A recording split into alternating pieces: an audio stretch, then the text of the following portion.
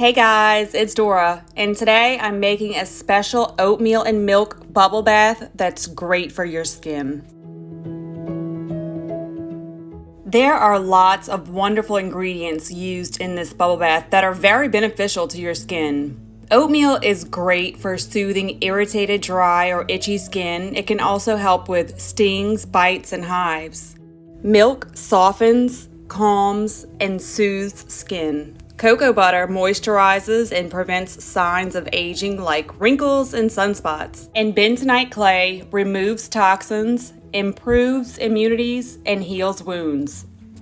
A few ingredients that I wanted to touch on: the SLSA, which is sodium lauryl sulfoxafate, adds thick foam, rich lather, and creates bubbles as well. So this ingredient is very important for a bubble bath. And the titanium dioxide is what makes the water an opaque white. So it's not necessary, but I feel like it adds a nice touch, making the water look like milk.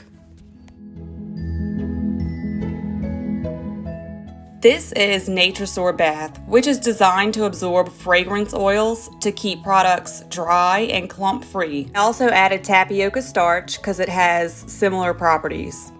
The other huge advantage to using this is that you can make your products much more fragrant than normal. After adding the starch, add half the amount of fragrance oil by weight. Then mix the ingredients together until it arrives at the right consistency. I used vanilla lace and warm vanilla sugar, and wow, was it smelling good.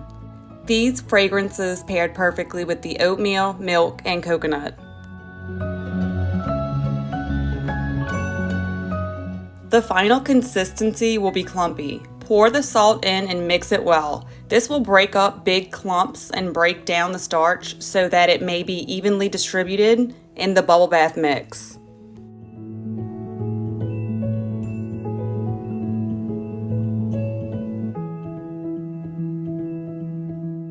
Next, add 1 tablespoon of cocoa butter, small pieces only so it's evenly distributed. You don't want a huge chunk to end up in one small tea bag. No one likes a greasy milk bubble bath.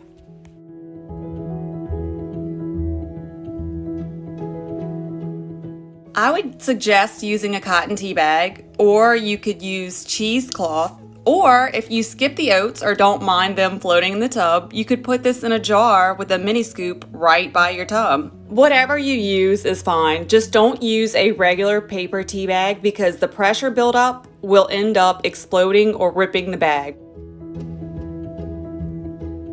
Here is a really nice muslin burlap bag with cotton drawstrings. Personally, I wouldn't use this for a one-time bubble bath for myself, but I think that they'd be great for gifts or a special occasion, especially for party favors like bridal showers or baby showers. You know, you could actually monogram each one, and I think that that'd be super cute. Also, both bags shown here may be reused if you don't mind all the extra work that goes with that.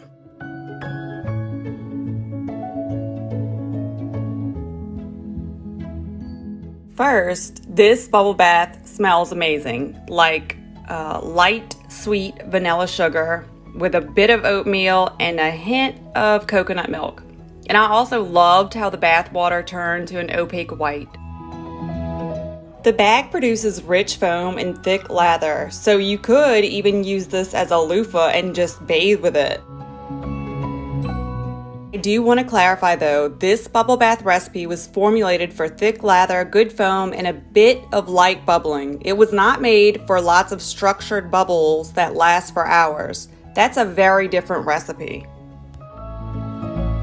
So the bubble bath was a success. It produced lots of sweet bubbles and rich vanilla foam, and the water was very moisturizing and relaxing. My skin felt softer and more moisturized. But more than that, this bubble bath is a big time stress reducer. Thanks for watching, guys. I hope you enjoyed this video. If you did, please give it a thumbs up. And if you found it helpful or inspirational, you should subscribe. Don't miss out on weekly creative bath videos and ideas.